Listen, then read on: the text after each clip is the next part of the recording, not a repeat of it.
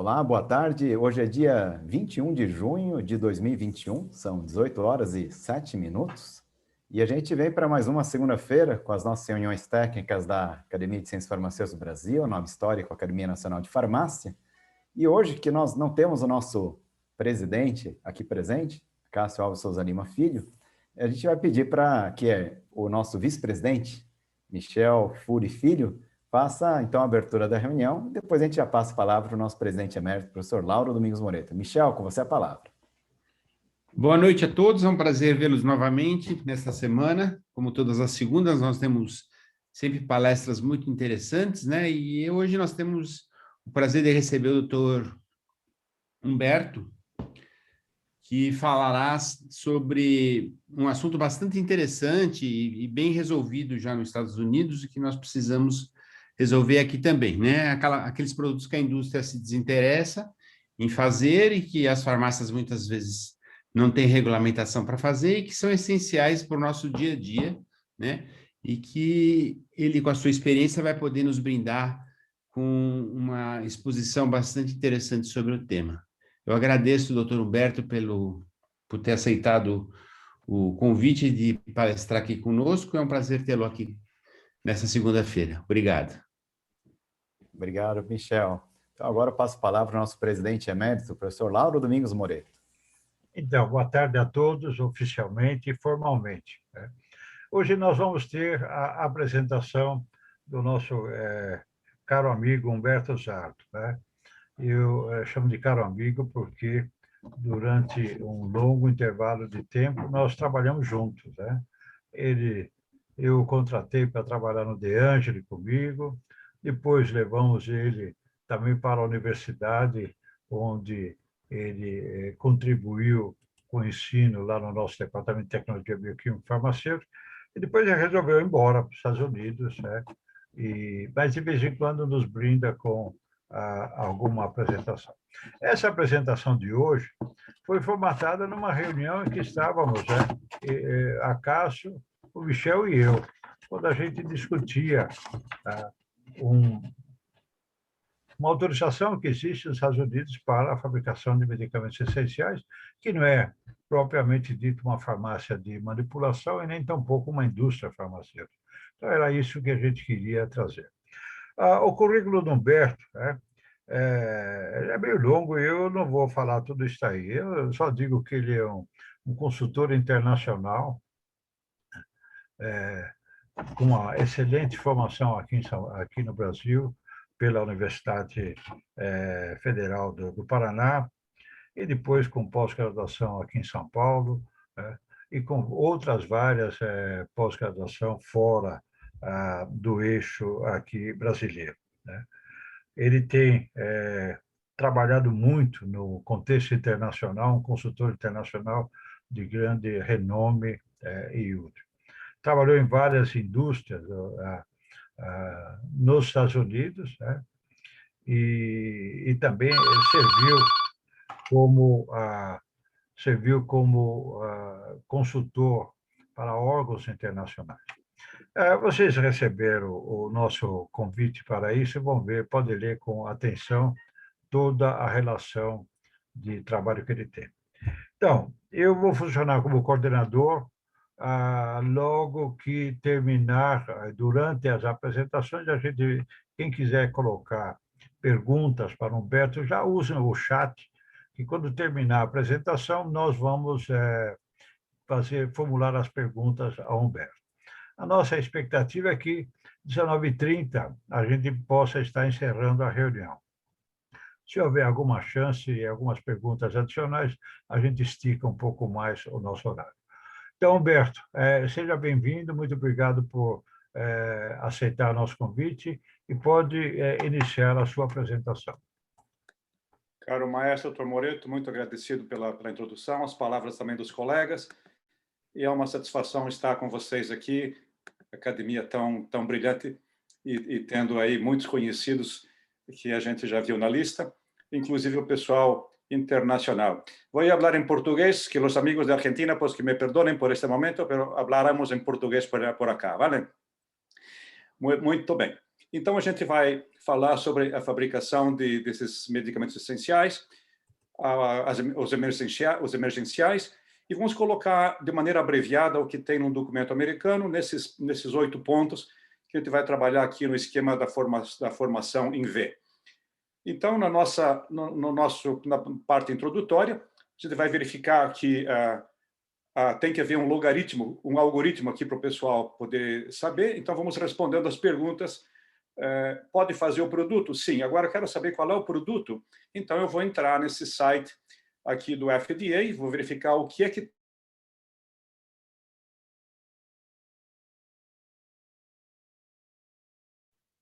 Humberto, você ficou mudo. Sumiu a voz. Doutor Humberto, você tem que pedir para abrir o microfone. Isso, perdão. Ok, abri. Então, vamos começar do começo, então. Perfeito. Ok, eu vou voltar. Ok.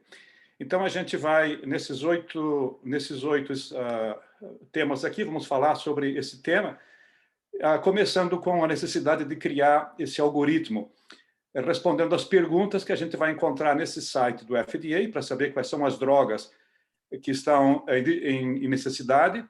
Essa lista é atualizada com frequência, inclusive, se entrar nessa lista, vai verificar o que é que precisa ser feito, a forma de apresentação, concentração, etc. e tal.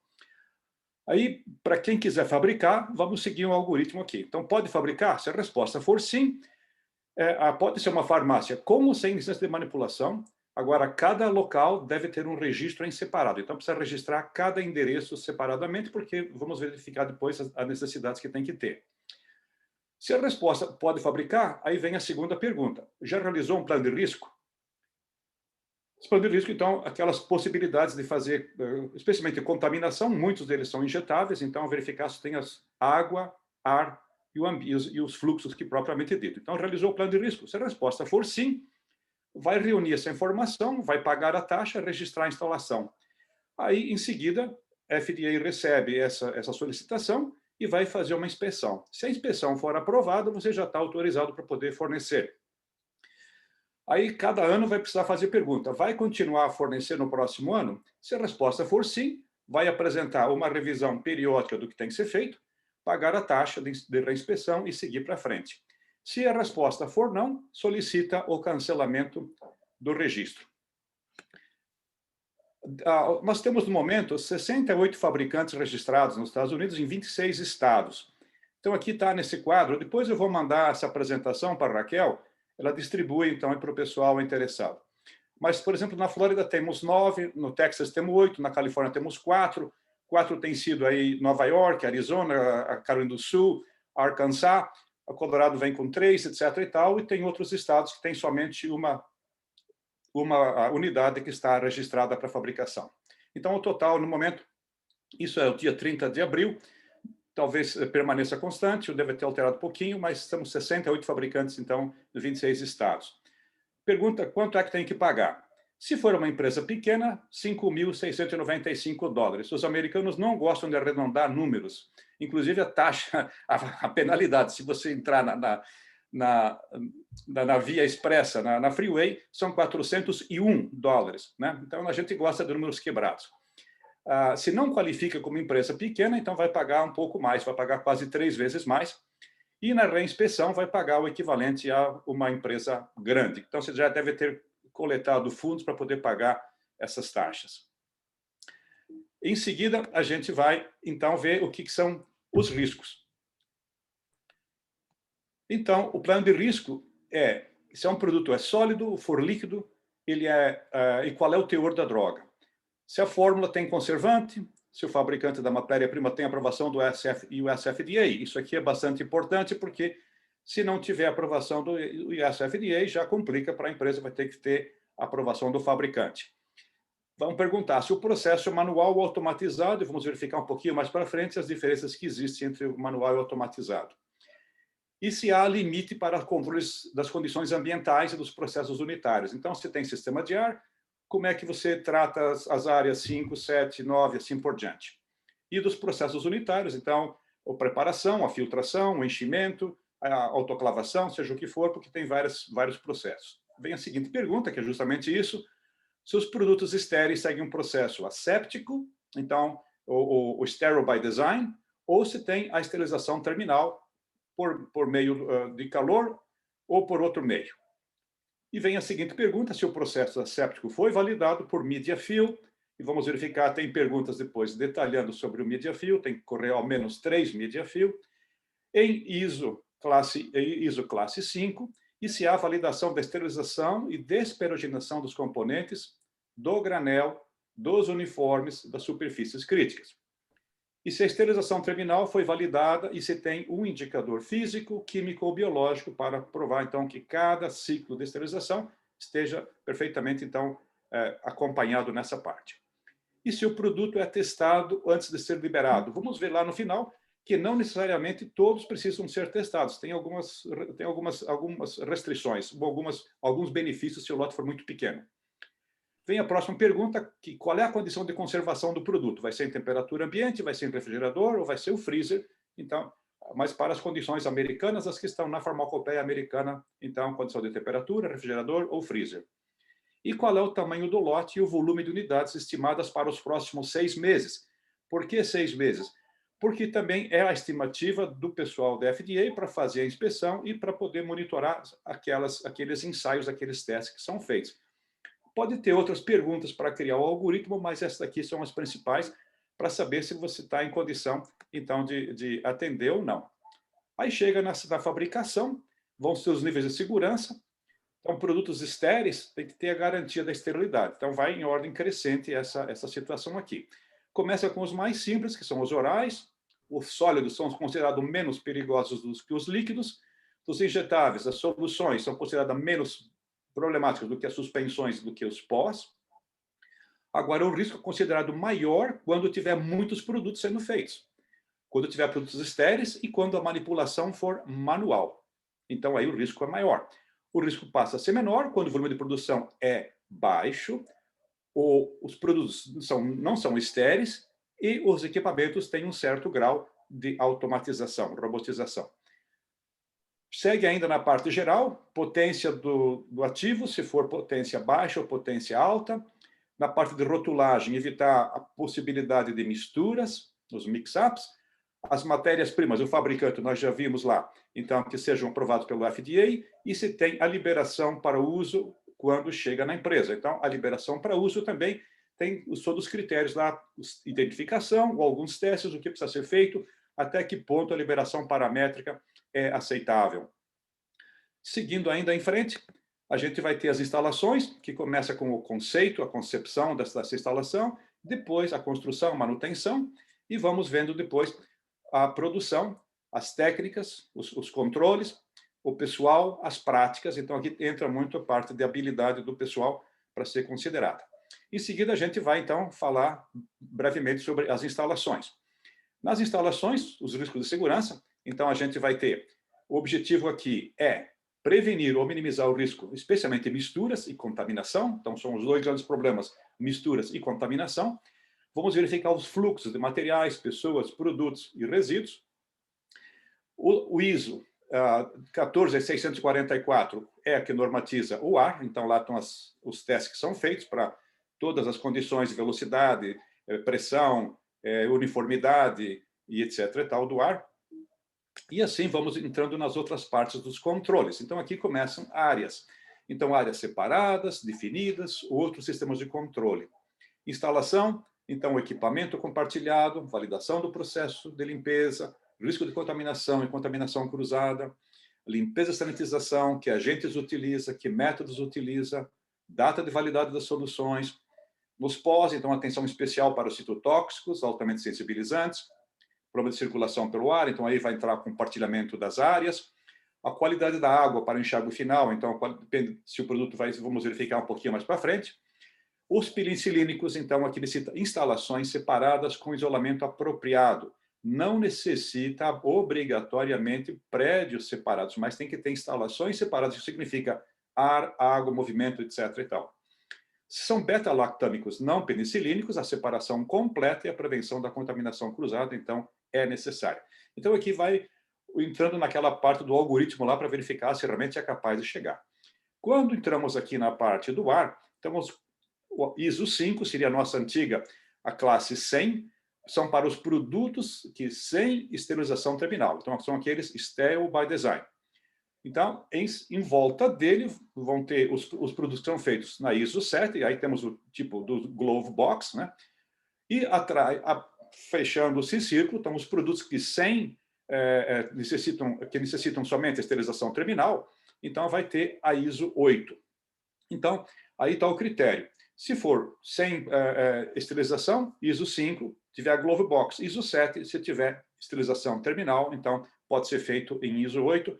Isso aqui é um pouco mais benéfico do que a fabricação industrial, porque a fabricação industrial eles perguntam ainda, se tem risco, tem que ser na 5 de qualquer maneira. Agora, quando falamos do ar, então, tu vai ver qualificação, a verificação periódica, o controle ambiental de temperatura, umidade, para reduzir o risco microbiológico, não usar desumidificador, então, o pessoal que não tem condição de trabalhar, quem não está aí na região do Planalto Central, aí do pessoal de Goiânia, que o pessoal que está lá em Manaus ou no Amapá vai ter que utilizar desumidificador no sistema de ar, não dentro da sala. E os alarmes, então, para excursão de pressões diferenciais. Então, aquele sistema que foi desenhado, que se abrir e fechar a porta vai disparar o alarme, então o alarme tem que estar lá. E não obstruir as entradas e saídas, então as áreas têm que ser grande o suficiente e quando você entrar com o material, não obstrua as entradas e saídas de ar. Na parte de água, se esterilizar e desperoginar os materiais que vão entrar em contato com o produto, pode-se utilizar uma água purificada. Agora, se usar os materiais tal qual, vai ter que fazer água para injetável. Então, microquímico, endotoxina, conforme a monografia da farmacopeia americana. Então, aqui tem um certo benefício também nessa área. As outras coisas, vamos ver a efetividade da limpeza, a desinfecção, desesterilização, a manutenção do estado estéril, né?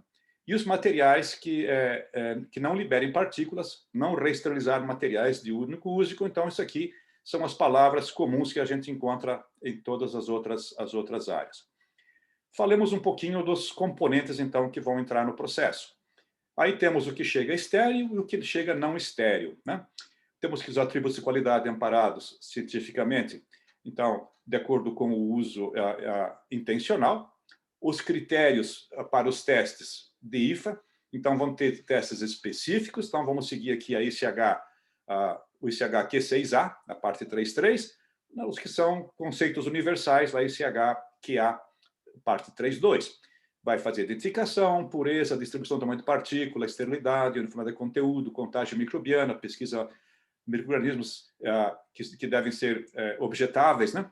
E assim por diante. E o certificado de análise, então, para cada lote de matéria-prima de fabricantes registrados conforme a seção 510 no FDA.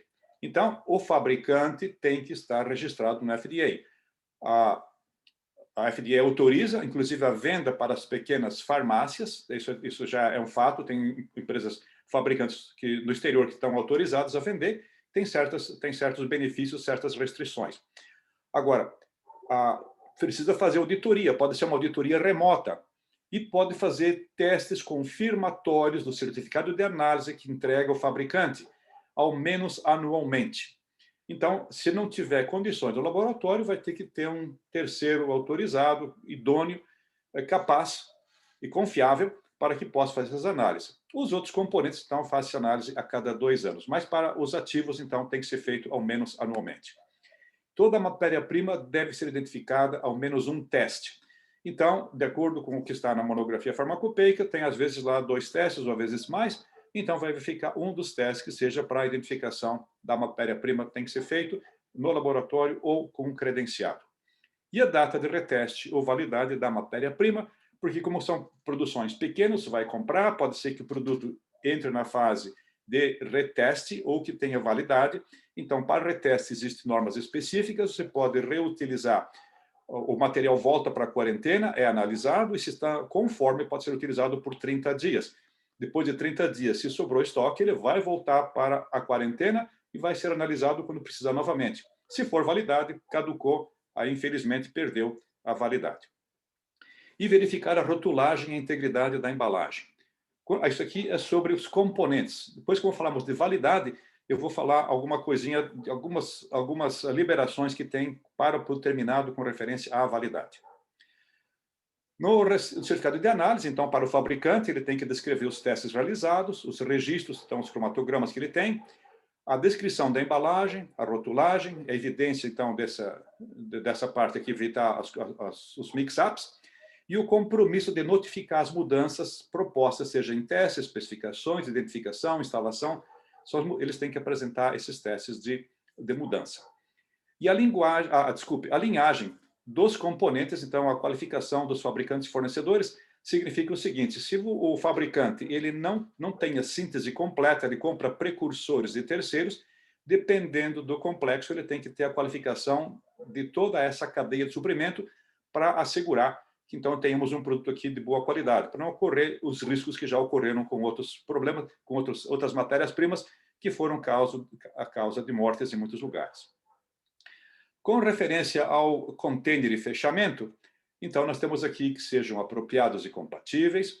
Aí tem a farmacopeia para dizer os testes, examinar e testar todo o material recebido frente às especificações, a proteção do risco da contaminação. Então, aqui vamos ter os cuidados, daqui a pouco eu vou comentar. E os pontos, o material que é pronto para utilizar, a integridade da embalagem e verificação do certificado de análise. Então, nesse produto que está aqui pronto para usar, então se pega, por exemplo, seringas que já vêm pré-esterilizadas pelos fabricantes. Se pega a matéria-prima que já vem pré-esterilizada pelo fabricante. Se pega as tampas butílicas que são pré-esterilizadas pelo fabricante e os outros componentes. Então, tem que haver um teste de integridade na embalagem. O fabricante já deve, ou faz vácuo, ou ele coloca algum indicador, de tal maneira que essa embalagem esteja íntegra. No entanto, durante o transporte, pode chegar na empresa e ela ter sido danificada. Então, o recebedor, quem vai converter essa matéria-prima ou esse insumo em produto, ele tem que assegurar a integridade da embalagem. Então, verificando esses selos ou vácuo que existe, ou ele vai fazer o teste de esterilidade no material do que ele vai utilizar. É um teste que faz concomitantemente com a fabricação para poder assegurar, então, a qualificação, especialmente na parte do ponto de vista de microbiologia da esterilidade. As outras partes aqui, a estocagem após a esterilização, então deve ser prevenir a contaminação ou a recontaminação.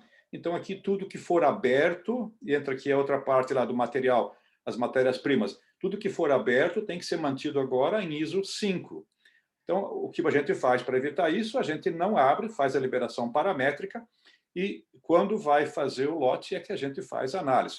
Corre-se um risco, sem dúvida, porém passamos já pelos testes primários aqui de identificação, qualificação, auditoria, mesmo que seja virtual do fabricante, e temos certos elementos para poder ter uma confiança.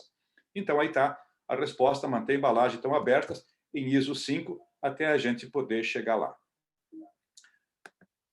Vamos, então, falar um pouquinho agora sobre a parte de os containers e fechamentos ainda, apropriados e compatíveis, examinar os testes. Então, a impressão que nós estamos recebendo, voltando a essa apresentação.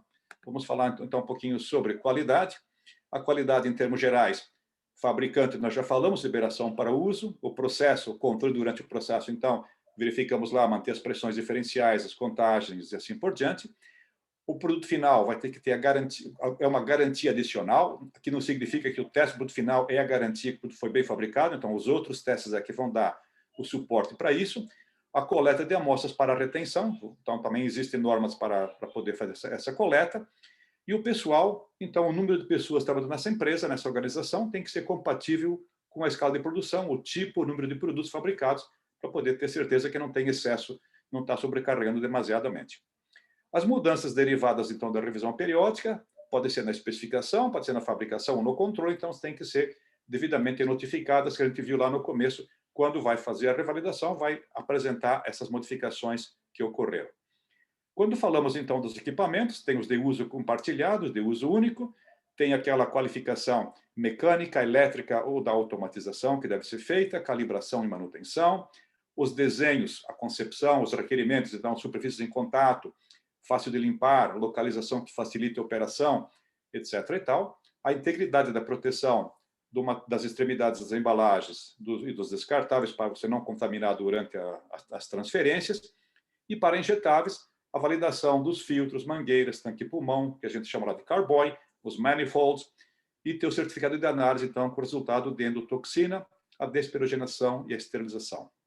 Então, isso aí entra na parte do controle, ainda como na embalagem e rotulagem, a proteção contra elementos que possam contaminar ou deteriorar o produto depois de pronto, por exemplo, trincas, furos, né, durante o armazenamento ou distribuição e uso, e a separação entre unidades que passaram já pela esterilização e as que não passaram. Então, isso aqui é a regra geral, que vai tanto para o autoclave, como para o calor seco, como para o gama, o processo, o IBIM, o que for utilizado. Então, essa separação é bastante nítida, bastante visível.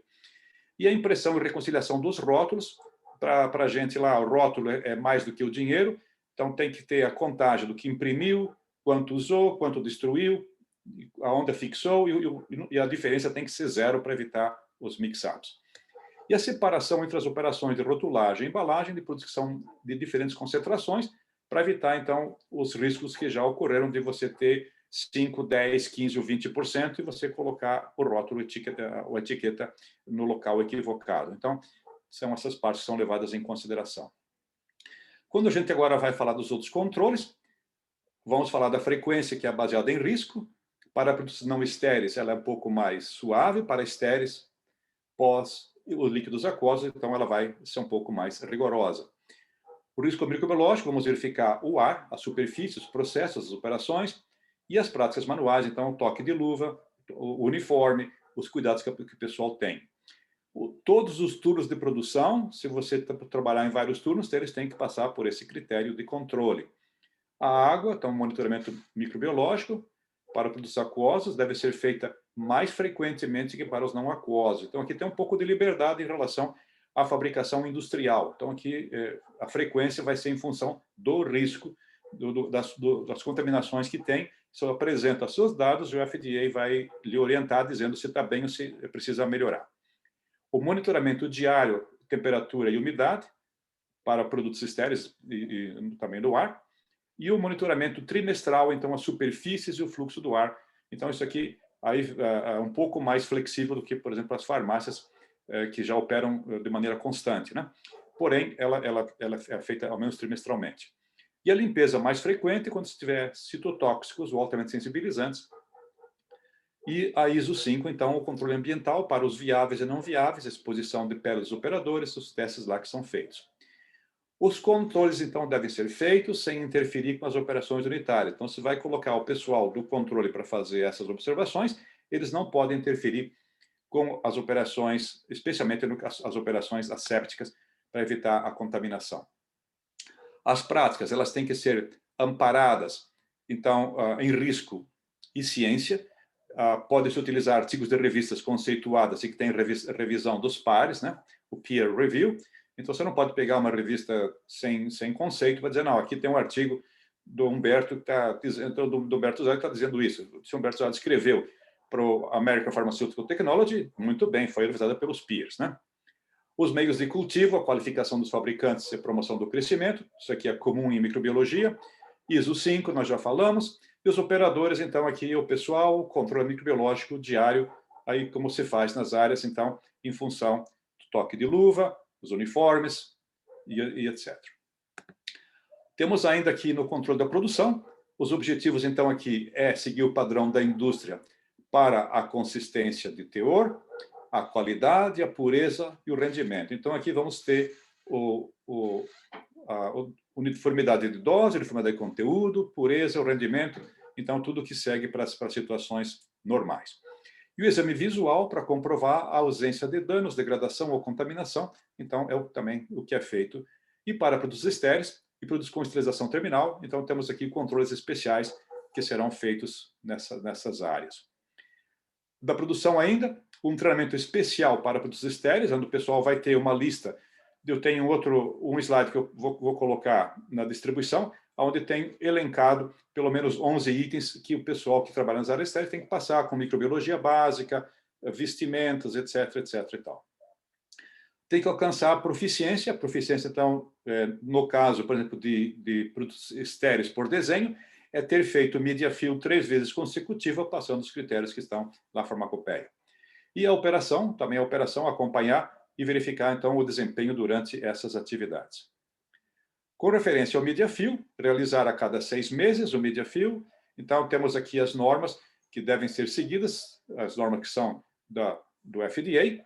Então, aqui os lotes, como os lotes são pequenos, vai ser um lote da mesma quantidade, pelo menos, que você fabrica o lote. Para o pessoal que fabrica quantidades maiores, então já existem números que podem chegar aí a 500 ou pode chegar a 1.000, 10.000 unidades, de acordo com o nível de produção que é feito. Com referência aos testes de liberação, então, entre produto estéril e não estéril, então tem a diferenciação, esterilidade, pirogênio. Os atributos de qualidade têm que ser amparados cientificamente para uso intencional do produto. Então, se o pessoal quiser fazer uso off-label, é outra história. O que a gente é responsável por fazer o uso intencional, aquilo que está declarado que vai ser feito com o produto. E os critérios para os testes são os mesmos, ou mesmo que componentes tenham passado, os testes devem ser repetidos no produto final, conforme então a monografia da farmacopeia americana, ou ICH-Q6, os testes específicos, universais, aspectos, etc. e tal.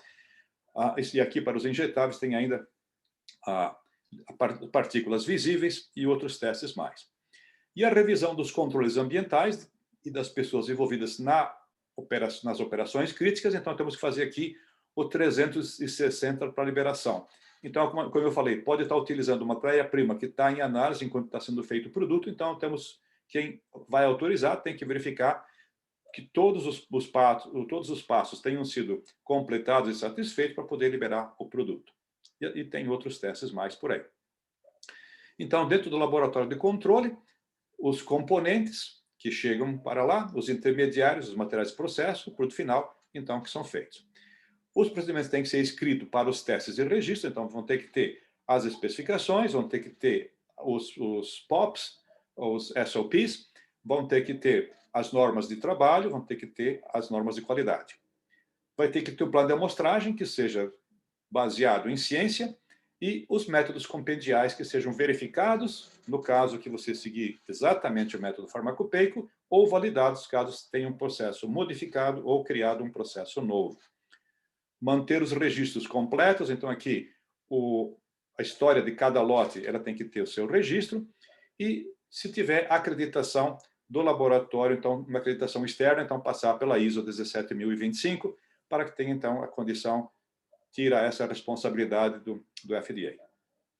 No caso da estabilidade, seguir as condições que estão lá no ICH Q1A, e tem a famosa letra BUD, então a abreviação de Beyond Use Date, ou seja, data depois da qual não pode utilizar o produto, que pode ser aí agregado de 6 meses dos produtos. Então, aí é que entra aquele negócio, quantos vai fabricar nos 6 meses? Então, aí está a história. Então, para produtos estéreis, se for menos do que 1.000, vão ter certas restrições, vão ter certos cuidados. Se for mais do que 1.000, então vamos ter, começa a aumentar o risco, aumentar a exigência, melhor dizendo. Então, o agregado de 6 meses, vou dizer, eu fabricar 1.000 até 1.000 dentro de um mês, de 6 meses, então vou ter umas restrições menores. Mais que 1.000, então já tenho que seguir a norma completa. Para não estéreis, já multiplica esse fator por 5. Então, eu posso ter 5.000 unidades não estéreis, é mais brando, acima de 5.000 é um pouquinho mais exigente. Não necessita ação se todas as ações ou condições que estão colocadas aqui, elas forem atendidas. Então, uma farmácia, por exemplo, na farmácia hospitalar, desculpe aqui que entrou uma solicitação que eu tenho que retirar, que eu não consigo ler. Quando a farmácia combina 2 produtos que já foram aprovados, segundo a seção 505 do FDA, então o hospital vai misturar produto A com produto B, porque essa mistura que o paciente precisa, então não necessita todas as condições. A rotulagem do produto aprovado indicar, então, como se estabelecer in-use time, o uso durante o tempo, e se for preparado e rotulado como durante esse tempo de uso. Esse in-use time não pode exceder a menor data de validade dos produtos misturados.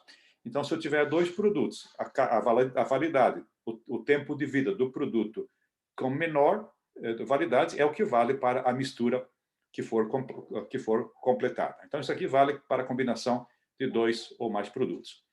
Sob certas condições, 18 meses de refrigeração, você pode, então, manter a estabilidade. Ou 14 dias em temperatura ambiente, vai ter um quadrinho mais para frente detalhando. Os reconstituídos, eles vão ter 4 horas a temperatura ambiente ou 24 horas em refrigeração. O teste de integridade do container de fechamento, armazenado além da data de uso, conforme, então, esse capítulo 1207 da farmacopeia, que ensina esses testes de integridade, que é um dos testes também que pode ser utilizado, adaptado para fazer o teste da integridade dos containers do material que nos chega, como frascos, ampolas e assim por diante. E o teste de efetividade antimicrobiana, conforme, então, esse capítulo 51 da farmacopeia americana. Agora, o que eu sugiro, isso aqui não está colocado, está em vermelho, eu sugiro que o pessoal também veja os capítulos 795 para não estéreis e o 797 para estéreis, para poder especialmente responder aquelas perguntas lá do começo do algoritmo. Então, se vai ter condições, o que é necessário, que a lista de solicitações é bastante ampla, então vai verificar se está devidamente amparado para poder chegar lá. No caso das amostras de reserva, então aqui outra vez, o período a relatar são de 6 meses, as primeiras 10.000 unidades por fórmula ou por container não se aplica. As próximas 1.000 você tem uma reserva, depois as 1.000 seguintes uma outra reserva, até a reserva aérea. Então, as primeiras 10.000 ela não vai precisar. A embalagem, mesmo do produto que seja mesmo do produto distribuído, então vai ser igual a mesma embalagem que você tem. Então, você tem 1 ml, 100 ou 1.000, você vai usar a mesma embalagem, mantida nas mesmas condições que estão previstas no rótulo. Então, temperatura ambiente, refrigeração ou freezer. E a duração é manter por lo menos 30 dias além da data de expiração. Então, aqui, referência da indústria, a indústria é 1 ano, aqui são 30 dias. A quantidade suficiente para uma análise completa, exceto esterilidade e pirogênio. Então, essa análise, de acordo com a monografia, seu método vai dizer quantas unidades vai precisar ter lá. Vai ter que ter gestão de reclamação, então comunicados verbais ou escritos sobre qualidade e pureza vão ser colocados, e determinar a necessidade de investigar esse caso e, quando necessário, comunicar a USFDA de acordo com o guia que tem do USFDA para comunicar o que impacta a qualidade, o que impacta a pureza. Na revisão periódica que deve ser feita, utilizar então os indicadores de qualidade e tendência, então utilizar aqui os dados que nós temos das análises que foram feitas. Como tem muita situação onde depende mais do controle dos processos internos, por exemplo, as condições ambientais, temperatura, umidade, qualidade da água, os ciclos autoclaves, etc. e tal, então aqueles indicadores eles passam a ter um valor muito importante e colocar, então, monitorar que tenha perfeitamente documentado e mostrando as tendências para mostrar que se está em boas condições. E, quando necessário, então, ter as ações corretivas e as ações preventivas que sejam cabíveis para o caso. Então, a gente fazendo um resumo, estamos quase chegando lá. Lotes podem ser pequenos, com poucos testes, mas aumenta e são analisados conforme o risco quando a produção mensal alcançar 30 unidades. Então, aqui, lembro lá, 1.000 unidades em 6 meses, então aqui 30 por mês. A unidade produzida de 6 meses do controle chega a 60 unidades. Então, aqui são produções muito pequenas, né? Falha de esterilidade, comunicar a FDA dentro de 5 dias laborais. Então, aconteceu uma falha de esterilidade, comunicar para retirar o produto, como aconteceu agora com as vacinas da Janssen, que estão retirando vários milhões de doses, porque houve uma possibilidade de falha de esterilidade. A amostragem, então, é conforme o tamanho do lote, até 10 unidades, incluindo 10, uma amostra. Se for maior que 10, a menos de 40, então vamos 10% arredondado para o próximo número inteiro. Então, aí vamos, é o sistema de amostragem, aquela que está mencionado lá no comecinho da nossa apresentação. Para os não estéreis, então, lotes com menor 60 unidades têm certos requisitos. Os lotes com mais 60 unidades ou com 60 unidades foram produzidas têm outros requisitos. Produtos que são testados por métodos altamente específicos, utilizando padrões de referência, então vai fazer certas condições. E os produtos manipulados com diluição simples, de produtos aprovados pelo FDA, ou mais diluições, quando usando equipamento automatizado e calibrado. Então, aqui, tem muitas farmácias que preparam, fazem aquele coquetel que são levados tão específico por paciente. Então, prepara esse tipo de condição utilizando esses dosadores automáticos. Então, você coloca lá os diversos tipos de produtos já pré-aprovados e vai preparar aquela bolsa para fazer a infusão ou tratamento peritoneal utilizando essas condições. Esses detalhes eu coloco num slide que vai ser distribuído a posteriori. Se forem estéreis, lotes com maior de 60 unidades, quando 60 forem produzidas, lotes de menos com 60, quando chegar lá, produto testado por método altamente específico, então as coisas são bastante semelhantes aqui, e então aí as coisas mais ou menos se estão por aí. Agora, produtos com esterilização terminal, utilizando ciclo validados e indicadores físicos, químicos ou biológicos. Então, estava lá. Você não precisa testar, mas você precisa mostrar, então, que o seu indicador físico, químico e biológico, primeiro, ele está colocado nas condições ideais, segundo, que ele tem a quantidade de organismo específico para a situação, e você está monitorando, então, a tendência que está ocorrendo com o tempo. No prazo de validade, então, são produtos não estéreis quando o lote agregado é menor do que 5.000. Então, de acordo com o tipo de produto, se ele vai ter a condição ambiente, então está aqui as condições ambientais da farmacopeia americana, 20 a 25, refrigerador de 2 a 8. Para produtos sólidos, se está em temperatura ambiente, então, 180 dias é o prazo de validade. Para os refrigeradores, não se aplica. A atividade de água, então tem que fazer, dentro dos riscos, a atividade de água. Se é com conservante, tem 30 dias, sem conservante não se aplica. E se novo refrigerador, com conservante, 30 dias, sem conservante, 14 dias. E se a atividade de água for muito pequena, 0,6 ou menos, então 90 dias, se for mantido a temperatura ambiente. Agora, para produtos com lote agregado menores que 1.000, então temos aqui uma gama bastante grande que vai mostrando, então, se tem conservante, a condição de conservação, temperatura ambiente, refrigerador, aqui também já entrou o freezer. Então, se o produto é processado asepticamente e os testes de esterilidade não é realizado antes da liberação, então aqui você tem, por exemplo, 6 dias e vai no máximo a 45 dias, de acordo com a condição que ele vai ser armazenado. Se tem esterilização terminal, você vê que esse tempo aumenta, vai de 14 dias até 45 dias. Para o produto que foi processado asepticamente ou tem esterilização terminal e completou satisfatoriamente o teste de esterilidade antes de ser liberado, então você aumenta aqui para 21 dias, mas no máximo chega a 45 dias. Então, aqui vai de acordo com o risco que existe, né? Então, a urgência aqui, por que tem o produto que é liberado antes de ter os testes? É porque tem uma necessidade urgente do paciente, então você vai ter que mostrar a liberação paramétrica das condições, em vez de ficar esperando o teste para dizer, ok, está bom ou não está. Okay? Aqui o benefício é maior que o risco, perfeito? Então, é isso que se utiliza. E aqui, terminando, então, no Beyond Use Date, então, não deve exceder 12 meses para produtos aquosos, não estéreis e sem conservante. E seguir as condições, então, do ICH-Q1 e testar ao menos um ponto intermédio além do ponto final. E essa data máxima de uso será o tempo que o último teste cumpriu com as especificações. Então, fazendo a estabilidade, quando chegou naquele ponto que você está a 90% do título, ou não cumpre qualquer outra coisa, ou as impurezas excederam os limites que estão lá na ICH-Q3, então aí o fim da linha. Perfeito?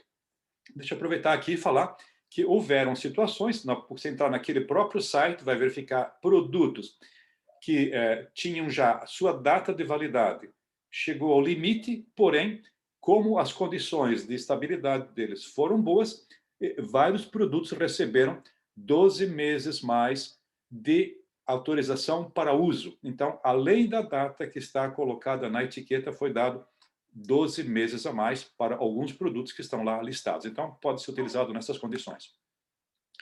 Uma amostra pode ser dividida para realizar vários testes, desde que conservada para se proteger, então, da luz, do ar, da evaporação. E as análises são feitas, então, dentro de 48 a 72 horas. E pode fazer o famoso bracketing, o enquadramento, mas não se aplica aqui, por exemplo, a biocarga, esterilidade de toxinas, mas pode se aplicar para os outros casos, onde temos, então, pequenas doses, grandes doses, da mesma concentração, então se faz a menor e a maior, ou temos vários tipos de concentração, como está mostrando aqui, de 3 a 4 concentrações, então a menor e a maior. Se for 5 a 10 concentrações, aí vai necessitar colocar uma intermediária, se for mais que 10 concentrações, colocar 2 intermediárias para fazer esse tipo de testes. Então, era isso aí que a gente tinha programado falar de maneira abreviada. Como eu falei, esse material eu vou apresentar para a Raquel para que possa ser distribuído a todos os que se inscreveram, e especialmente para os participantes. Então, vocês vão ter um pouquinho mais de informação lá em português. Agora, o original é em inglês, que sugiro também que vocês vejam esse documento. Ele é bastante completo e pode responder perguntas específicas. E eu fico, então, aqui à disposição de vocês para poder falar alguma coisa. Ok. Humberto, muito obrigado, parabéns pela apresentação. Eu tive vendo aqui no bate-papo, tem muito poucas perguntas, só tem uma pergunta aqui pendente. Mas antes de fazer a pergunta do Leonardo, eu queria fazer eu mesmo algumas perguntas a você sobre esse assunto. Em primeiro lugar, eu queria entender desde quando existe esse tipo de regulamentação nos Estados Unidos. Eu não posso te responder com precisão. Mas já tem não é vários... recente, quero dizer. Ela tem pelo menos uns 15 anos, em algum nível, até 15 anos já existe. Agora, a nível das outras farmácias, eu realmente aí desconheço. Mas... Ela aparece uma revisão de 2020, né? Agora, do ano passado, né? Sinal que já era antiga, anterior. A outra pergunta... Mas eu tenho, essa aí eu tenho. 2003 foi quando surgiu a primeira. 2003. Então é relativamente recente, né? Sim. A pergunta que eu queria fazer, que faria parte da introdução, né? Quais são os principais medicamentos que são fabricados nesses tipos de instalações? Geralmente são injetáveis. São os produtos injetáveis. Aqueles que já não têm mais fabricação pelas grandes empresas farmacêuticas. Correto. Correto. Ou concentrações que não são comercializadas. Então, aí também entra nesse caso. Você vê que os volumes são pequenos de unidades. Então, isso aqui é quase que é uma farmácia, quase como uma prescrição. Então, o paciente precisa de doses especiais. Então, a maioria deles estão nessa categoria. Não, praticamente a outra pergunta, que aí acaba a minha curiosidade, e aí eu vou dar uma chance para o pessoal fazer as próprias perguntas.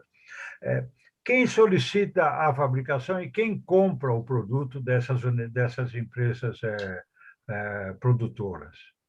Ok. Existem empresas que estão se direcionando para isso, por exemplo, aquelas 68 que eu mencionei. Então, eles estão atentos às listas do FDA para saber... Perdão. Eles estão atentos às listas do FDA, qual a bola da vez, a necessidade que tem naquele período. E aí eles já se adequam para fabricar esse tipo de produto. Então, são farmácias ou empresas especializadas nesse tipo de fabricação, que é o famoso Contract Manufacturing Organization, lá que eles chamam de CMO, Contract Manufacturing Organization. Okay. E quem compra vão ser hospitais, clínicas, porque basicamente isso aqui é feito por necessidade, por pedido. Entendi. Quer dizer, eu estava exatamente, não tinha pensado nisso. Eu acreditava que era um paciente que precisaria de 10 ampolas, 50 ampolas, sei lá, no tratamento dele, ele compraria para o tratamento dele. Mas normalmente isso são hospitais que compram e clínicas, né? Que encomendam em função da prescrição que tem de seus pacientes, é isso? Exatamente. Por exemplo, Maioria, eu tenho um caso agora, a minha nora está fazendo um tratamento para câncer e ela precisa de uma concentração que não é comercializada. Então, Mas como o hospital cuida disso, o hospital se encarrega de solicitar e chega essa medicação para o uso dela durante o tratamento que ela está fazendo. Faço a pergunta complementar. Os planos de saúde cobrem esse tipo de fabricação?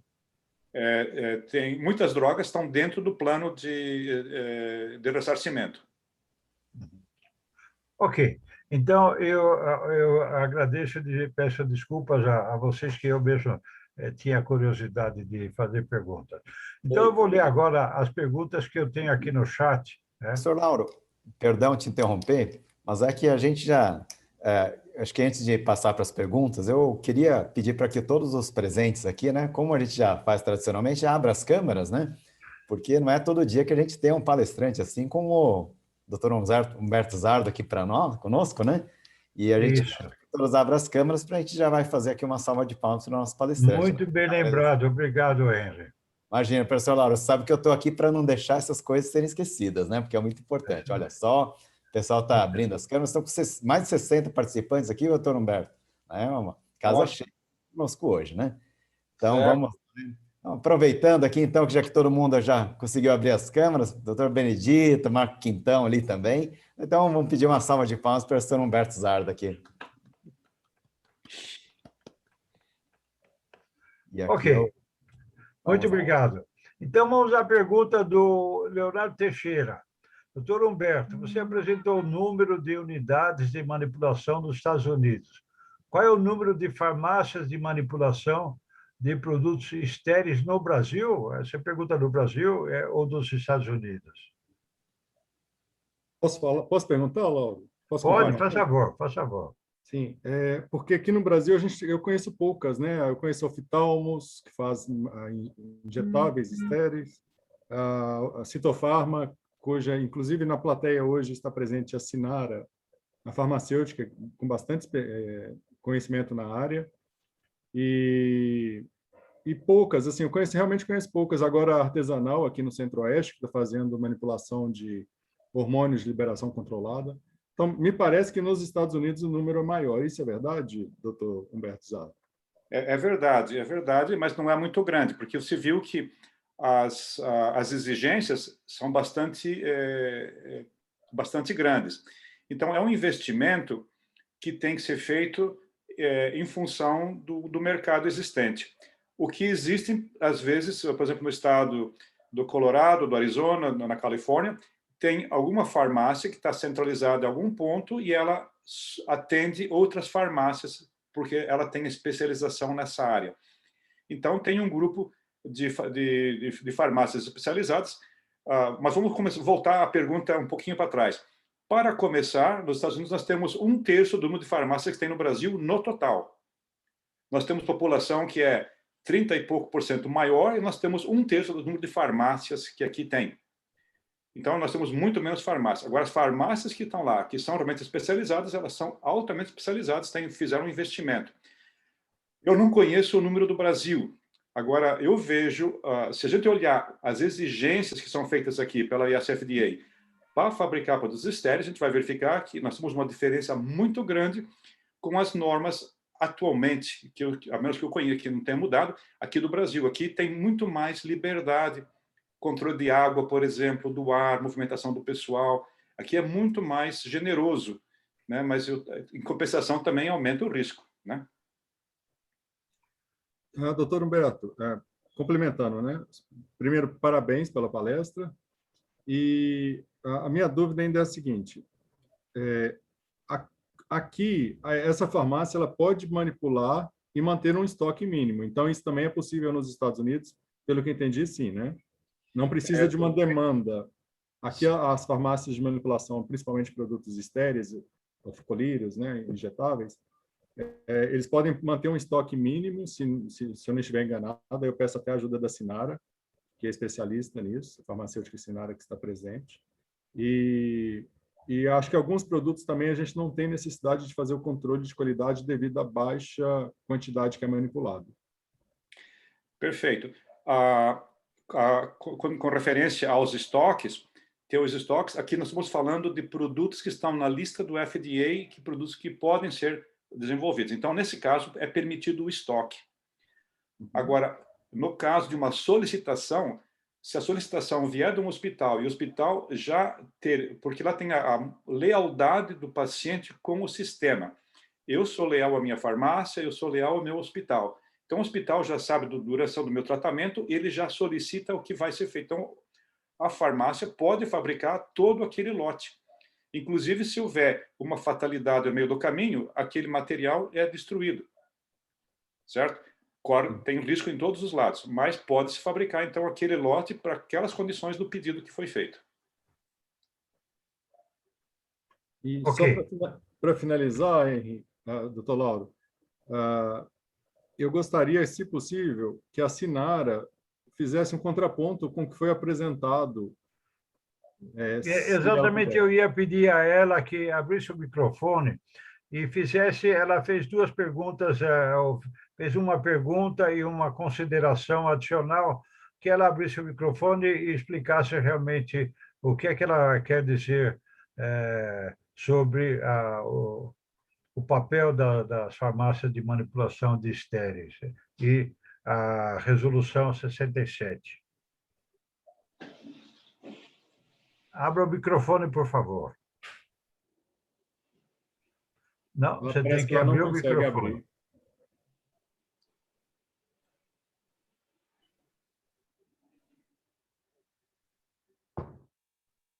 E aí, e a Sinara, acho que ficou fora do ar agora. Mas se puder ler a pergunta dela, talvez a gente consiga entender. Então, vamos lá. Talvez eu possa falar um pouquinho antes da Sinara, enquanto ela se Isso, por conecta. favor, Michel, ajude a gente. É o seguinte, talvez eu tenha sido a primeira farmácia dessa no Brasil, né, há 40 anos atrás, e talvez ainda seja maior, não sei. Mas, respondendo a pergunta do Leonardo, acho que nós não temos mais do que 15 farmácias dessa no Brasil, né? Eu conto 10, mas vamos colocar 15.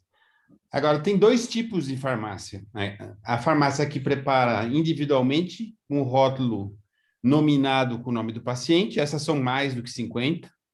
Aí faz uma mistura de produtos pré-fabricados e só se faz uma mistura e se coloca, se vende sob demanda com o nome do paciente. E tem aquelas farmácias que fazem em pequenos lotes para atender uma demanda futura de um hospital.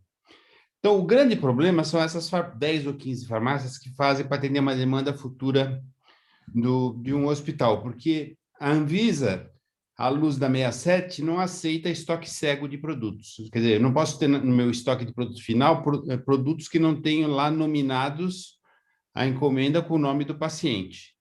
Por outro lado, o hospital não pode esperar eu fazer esse produto com todos os requisitos que o Humberto falou e que nós também seguimos, 15, 20 dias para que a gente siga todos os padrões de produção e de controle para entregar o produto para o hospital. Nós temos que ter um pré-estoque estratégico, conhecendo-se uma demanda futura, uma previsibilidade que um hospital, uma clínica dê para a gente ter alguma coisa pré-preparada para pronta entrega, não é isso? Então, esse hiato entre a 67, que atende prescrições nominadas para um paciente e a indústria que faz produtos em lotes, existe esse vácuo dessas 10 ou 15 farmácias que preparam em lotes para atender demandas de hospitais e clínicas e que não estão amparadas por legislação nenhuma. Então, por exemplo, no meu caso, a fiscalização que me segue, ela exige que eu siga a portaria da indústria, 301. O que é bom e é ruim, porque, por um lado, ela eleva a régua, eu sigo um padrão bastante elevado, mas, por outro lado, ela me mobiliza bastante com relação às questões de validação de processo analítico, validação de processo produtivo, estabilidade, são coisas todas que demoram muito para se fazer. Às vezes, para se pôr um produto no mercado, você leva quase um ano, né? Então, é uma situação bastante difícil. Agora, fazendo um contraponto a Humberto, que falou que lá nos Estados Unidos tem 60 ou 70, tem isso mesmo, 60, 70 farmácias que seguem a 503B, porque também tem a 503A, né? São duas legislações do FDA. A 503A é mais voltada para preparo de produtos que não se façam em lote, mas se fazem em nome do paciente. A 503B para produtos que se façam em lote. É um mercado de 6 bilhões de dólares, essa de 503B. Então, é um mercado bastante agressivo e que está na mão de 60 ou 70 empresas que trabalham no mercado americano. Eu tive a oportunidade de conhecer várias lá nos Estados Unidos. Eu diria que elas não têm um padrão de qualidade parecido com a indústria, tão longe de ter, e nem digo que nós somos inferiores a eles. Eu acho que nossas farmácias aqui produzem com tão qualidade quanto elas fazem lá. Só que lá eles têm uma legislação que ampara eles, que é a legislação do FDA, que antigamente eles não tinham, porque cada estado tinha uma legislação própria, e teve uma farmácia lá em 2003 que chamava New England, que produziu um monte de lotes grandes de corticoide em suspensão que estavam contaminados, e houve um problema bastante sério lá em termos de mortes nos Estados Unidos. Então, aí o FDA resolveu encampar com uma legislação federal, mas antigamente as legislações eram estaduais, né? Mas eles resolveram o problema, e a gente não resolveu ainda. Nós temos um problema aí que nós ficamos no meio do caminho entre a indústria e a farmácia, nós somos uma coisa mal definida, e que o segmento hospitalar e as clínicas precisam também ser atendidas, e aí por isso a provocação do convite do Humberto Zardo para nos amparar com relação a isso. É mais ou menos isso que eu gostaria de falar. Talvez agora a Sinara já possa... Eu tenho a impressão que a Sinara está com dificuldade, que ela até escreveu aqui, que ela não consegue. Então, obrigado, Michel, por completar. Outra pergunta que eu tinha era qual era o faturamento total desse bloco de empresas que atuam nesse caso. Então, já ficou bem claro que é muito significante, o que significa que a quantidade também produzida é muito alta, né?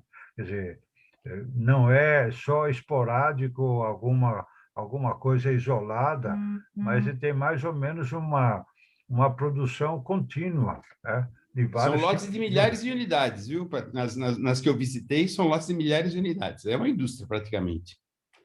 Certo. A gente não se atreve a ter quantidades tão grandes aqui no Brasil, mas lá eles fazem quantidades cavalares.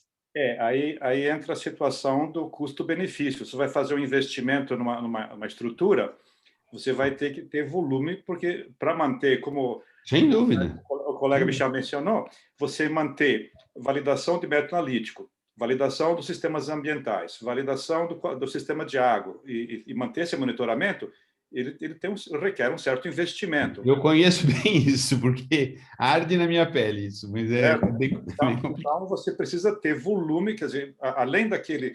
Lá no nosso algoritmo, lá pode fabricar, aí tem aqui, a última linha é o seguinte: isso aqui vai me trazer retorno, eu estou jogando dinheiro fora, né? Eu estou aqui, sou beneficente ou não?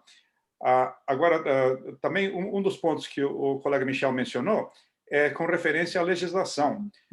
Enquanto a produção for dentro do Estado, ela é muito mais benigna do que se o produto cruzar barreiras. Então, se pega lá o New England, onde os estados são muito pequenos, a chance de cruzar a barreira é muito grande. Agora, se pega o centro, onde os estados são grandes, então, se vai no Texas, por exemplo, então a farmácia ela pode atender uma população muito grande sem ter jamais o produto dela ter cruzado fronteiras. Então, tinha a norma estadual, ela é mais benigna do que a norma federal.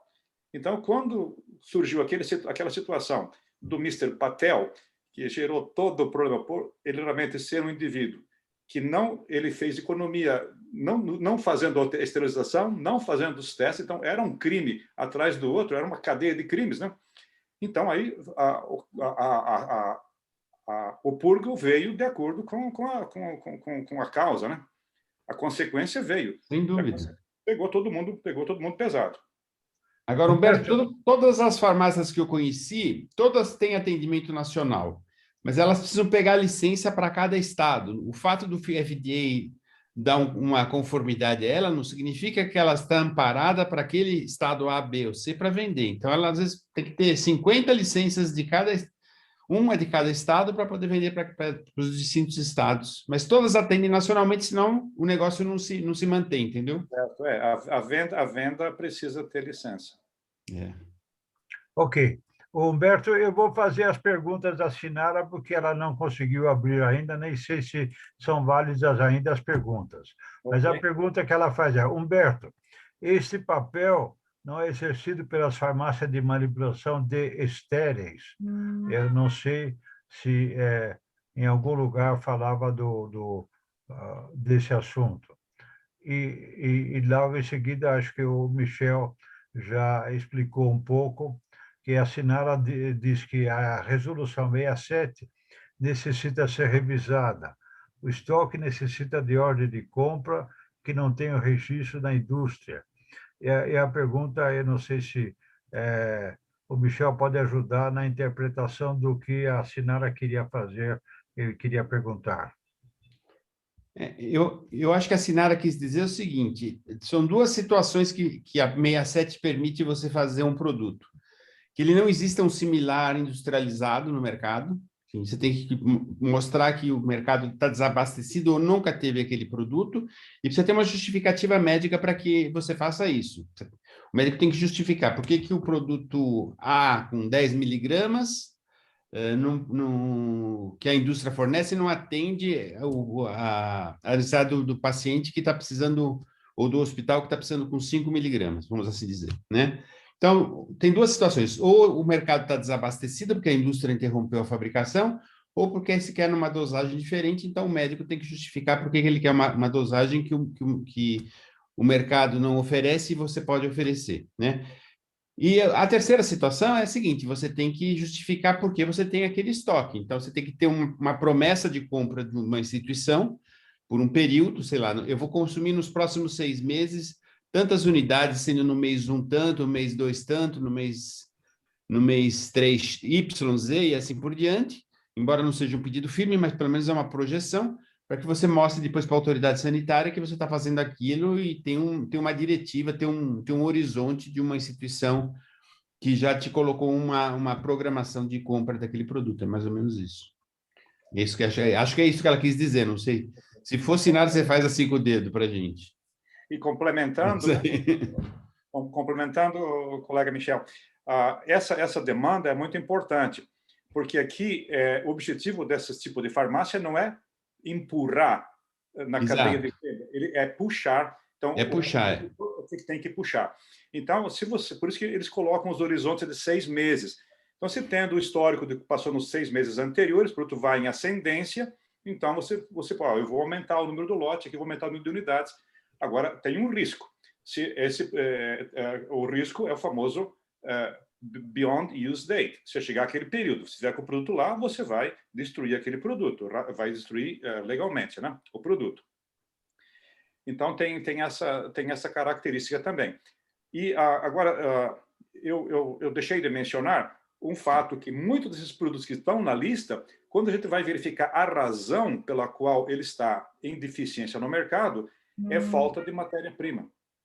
Então, se não por isso que eu coloquei aquele inicial, a matéria-prima, o fabricante tem que ser aprovado por US FDA.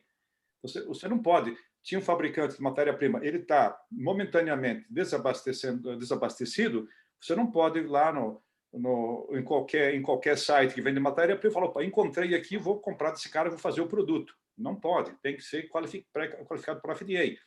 E essa qualificação demora tempo para ser feita. Você pode, se você vê a necessidade, o fabricante descontinua definitivamente o produto, você pode, então, qualificar um outro, mas é seu investimento. Por isso, o mercado é grande, o número de unidades não é tão grande, mas o preço unitário é muito grande, certo? O preço unitário é elevado. Você pode comprovar isso, né? O preço unitário é bastante, então, é favorável, a margem é bastante boa, mas você tem todo o investimento que você tem que arcar. Sem dúvida. Por exemplo, agora nós tivemos uma situação aqui no Brasil com a questão dos curares, dos bloqueadores neuromusculares, enfim, que faz parte do kit COVID, né? Que a Anvisa nos provocou, farmácias que fazem isso, se a gente não poderia fazer esses produtos para atender a demanda do mercado, né? Eu sempre achei que a gente nunca ia, por mais que a gente tivesse alguma medida heróica, a gente não ia conseguir abastecer o mercado com tão poucas farmácias. Mas, de qualquer forma, nós fomos consultados, teve umas 3, 4 farmácias que se reuniram com a Anvisa lá, e aí a Anvisa, bom, então tá bom, e eu falei, bom, a questão é onde nós vamos conseguir a matéria-prima, porque se a indústria não consegue a matéria-prima, nós não vamos conseguir também. Se vamos conseguir, ela precisa estar certificada, ela precisa ter um FDA, ela precisa ter um GMP FDA, precisa ter O DIFA, enfim, precisa ter alguma coisa que embase essa matéria-prima. E a Anvisa falou, então vocês me dão um cronograma de quanto tempo vocês precisariam na linha do tempo para ter esses produtos no mercado. Nós fizemos uma linha do tempo, nós precisaríamos de 8 meses para ter esses produtos no mercado. Então, se tornou inviável, quer dizer, em 8 meses, para você responder uma demanda que a Anvisa te colocava, pelas características do negócio, as normativas regulatórias neutralizaram todo o mote do negócio, que seria atender rapidamente por uma farmácia de manipulação. Então, a coisa é bastante... Porque nós teremos que seguir toda a 301, aquela coisa toda que é bastante complicada, que é a legislação da indústria. Então, só para a gente exemplificar como a situação é complicada nesse aspecto. Muito bem. Então, vamos abrir mais perguntas ao pessoal que está nos assistindo, saber se tem mais perguntas, que eu não tenho mais pergunta no chat aqui. Não sei se alguém quer fazer alguma consideração, independente que nos solicite autorização para entrar a liberar. Doutor Lauro, eu fiz uma pergunta no chat Leon, sobre por pirogênio. Favor, eu não vi, por favor. Faça você mesmo a pergunta. A questão é essa. Se ainda se usa coelhos para um ensaio de pirogênio, ou existe um método que não usa mais animal para determinação da presença de pirogênio em injetáveis? Que eu saiba, os testes ainda são os testes do Limulus, que o pessoal fabrica aí, e tem empresas que estão trabalhando há bastante tempo de ter o teste in vitro, como eles estão fazendo os testes para a detecção, então, de sensibilidade dos produtos dermatológicos, mas ainda que eu saiba, não tem nada. Mas tem gente trabalhando nesse caminho já há bastante tempo, dificuldade de chegar aí a quantificar essa situação. A maioria dos testes são LAL mesmo in vitro, né? A gente não faz mais em coelho, muito dificilmente faz em coelho. Tudo in vitro, LAL, Limulus, né? Obrigado. Mais alguma pergunta, alguma consideração? O Henry tem alguma proposta para ainda a nossa reunião? Professor Lauro, eu acho que nenhuma proposta adicional, né? Somente agradecimento mais uma vez, né, ao professor Humberto Zardo. E se ninguém tiver mais perguntas, professor Lauro, a gente pode caminhar aqui para o nosso final da nossa reunião, mas eu vou pedindo mais uma vez, né, que os colegas aqui presentes, né, então abram suas câmeras uma vez mais, né, que a gente vai caminhando aqui para o encerramento de mais uma reunião.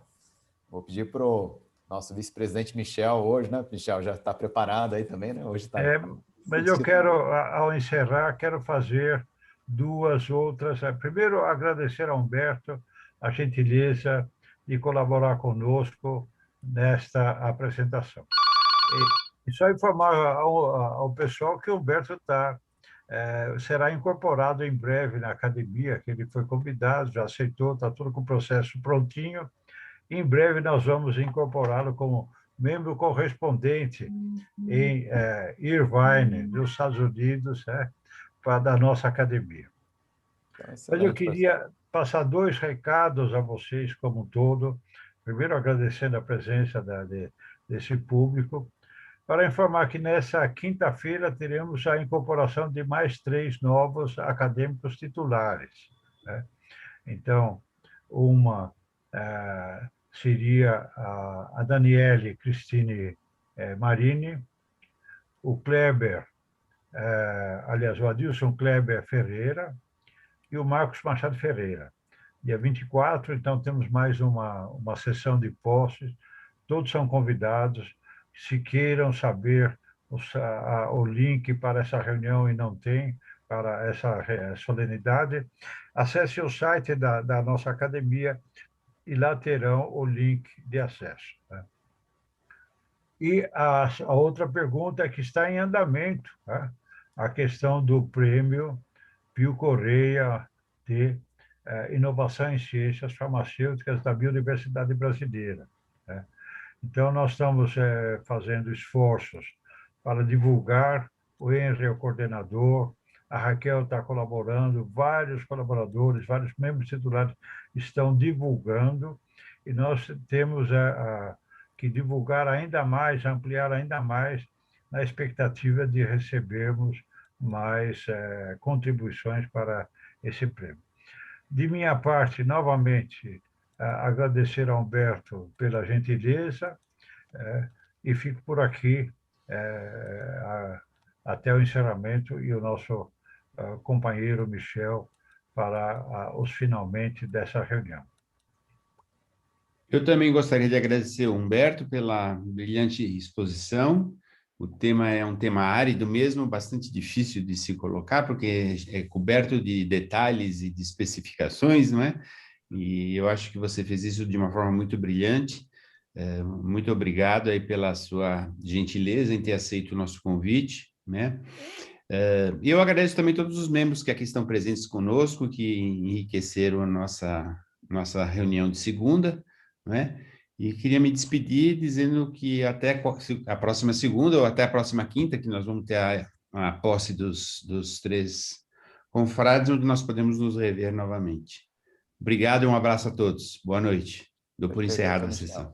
Então, tchau. Já com a nossa sessão encerrada, eu peço então mais uma salva de palmas aqui para o Dr. Humberto, inclusive futuro acadêmico da nossa Academia de Ciências Farmacêuticas do Brasil, né? E com o convite do professor Lauro Domingos Moreto, do professor Michel também, para os próximos eventos da nossa academia. Então, com isso, vamos interromper agora, então,